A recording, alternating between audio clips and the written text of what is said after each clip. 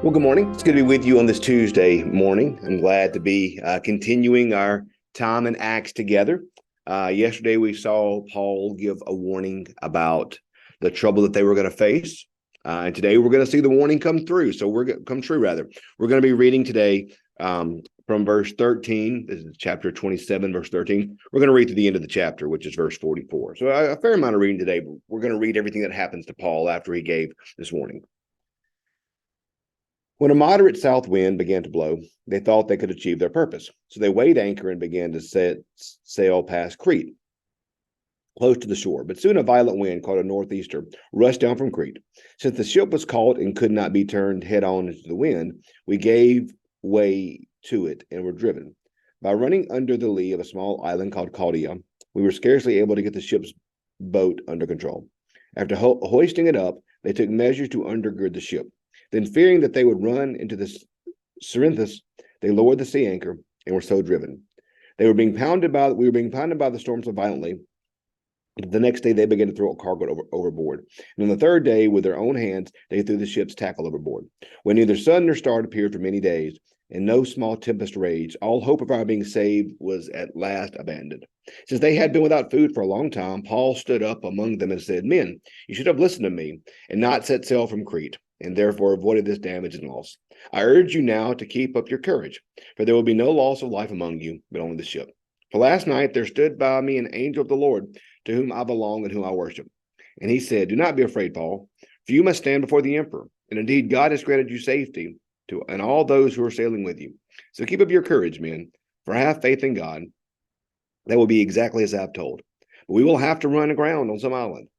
When the 14th night had come, we were drifting across the Sea of Adria. About midnight, the sailors suspected they were nearing land.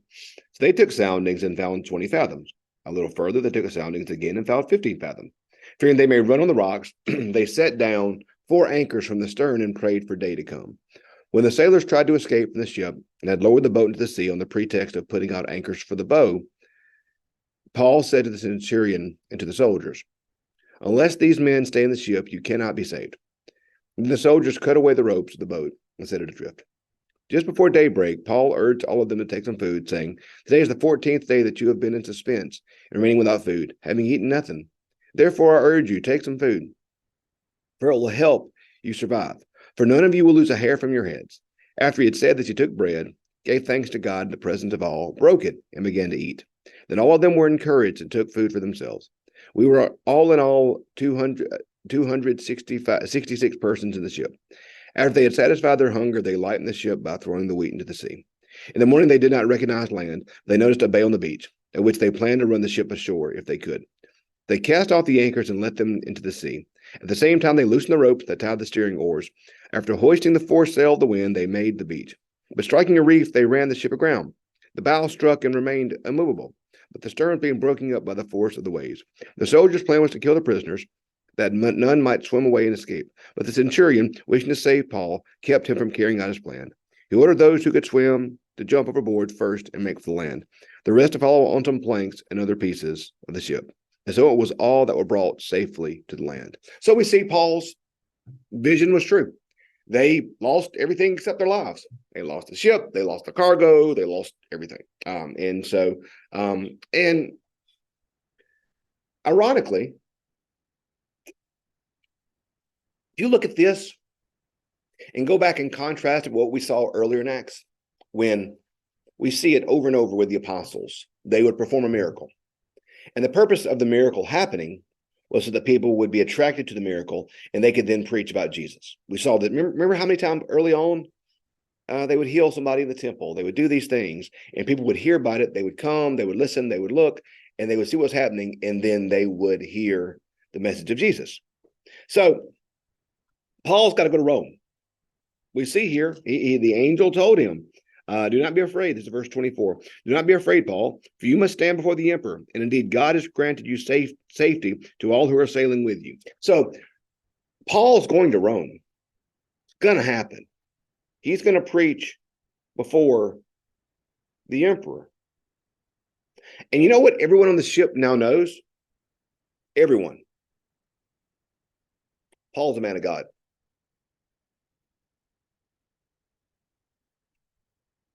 They see that Paul's a man of God.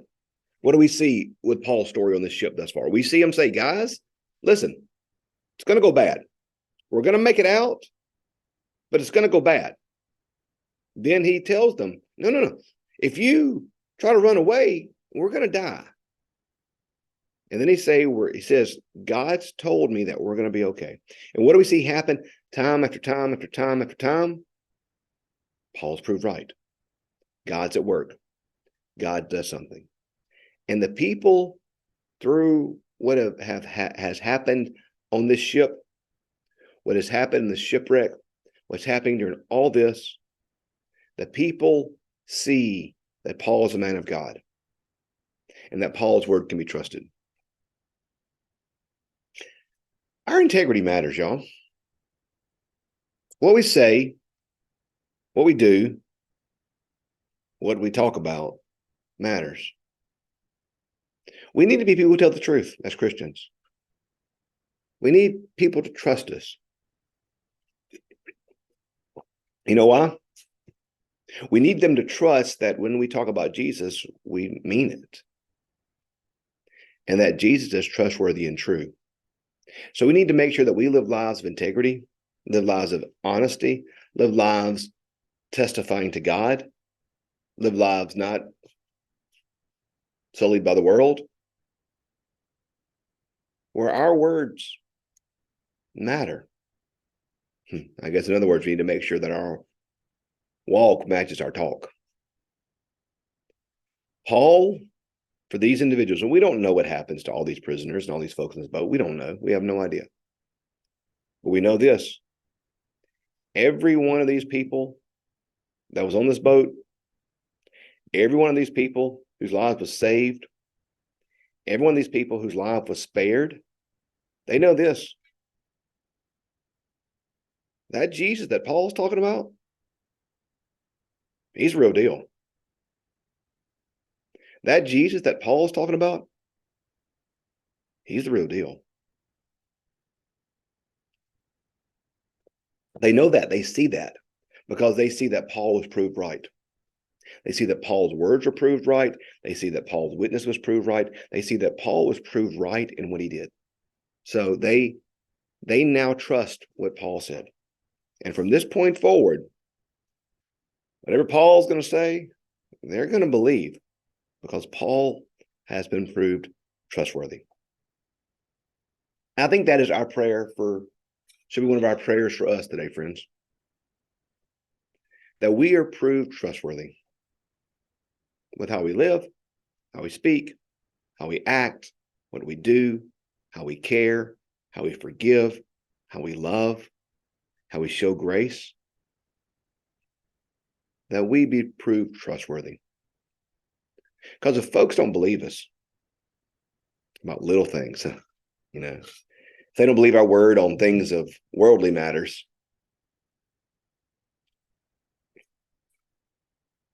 why in the world they believe us on things of spiritual matters? So we need to make sure, as with Paul today, that our walk matches our talk. We need to make sure that we're not just talking about Jesus, that we're not just listening to Christian music, that we're not just sharing Christian memes, that we're not just watching or listening to Christian podcasts or videos, but that every act of our life, every word we say, every action we take, everything we do is lived under the authority and under the call of the Holy Spirit, that we are seeking to make sure that how we live is matched up with what we say.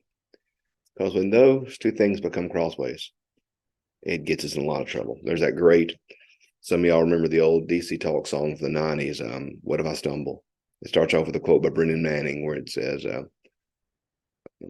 what an unbelieving world struggles to believe is when Christians acknowledge Jesus with their lips and deny him by their lives. That is what an unbelieving world finds simply unbelievable.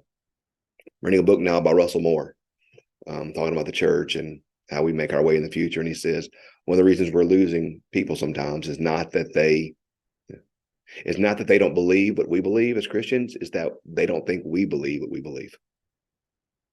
I think that's why our walk needs to match our talk. So let's live lives of integrity today, y'all. Let's live lives where that when we speak as Paul speaks, we're trusted, that people believe what we say. Thanks for joining with us. Today we have one more chapter, and then we're through with Acts. So I don't know yet what we're going to study. I mean, take some time this week to think about it. Probably going to move into the Old Testament. You know, I like to do Old Testament, New Testament, Old, New. So we'll probably go old. So if you have any suggestions, comment below or message me. I'd love to hear what you think. Thanks for being with us. Have a great rest of your day today. See you.